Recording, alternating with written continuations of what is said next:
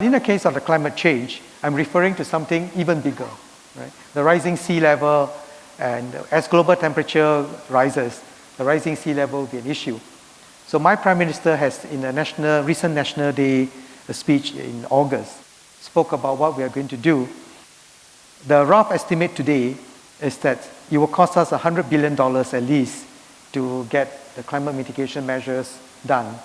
And I've personally gone to the Netherlands to study what the Dutch are doing. Because the Dutch has an interesting saying that God created the earth, the Dutch built Holland.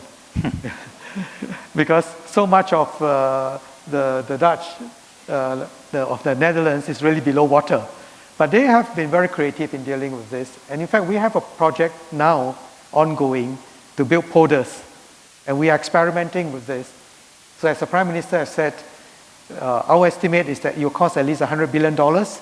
But we are looking at, how climate change will affect sea levels and how quickly we need to do. But if we start now, we have a chance of doing something within 100 years. Or at least within 50 years if we need to accelerate the work. But if we do nothing about it, then we are never able to do anything. So hence the emphasis in my speech about thinking long term. It's not going to be easy to set aside $1 billion to deal with this every year for the next 100 years.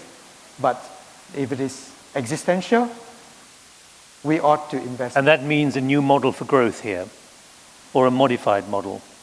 Well, not quite, because I have told many businesses that I welcome you to set up and expand your business in Singapore. I hope that you make a lot of profits. And they looked at me and say, why?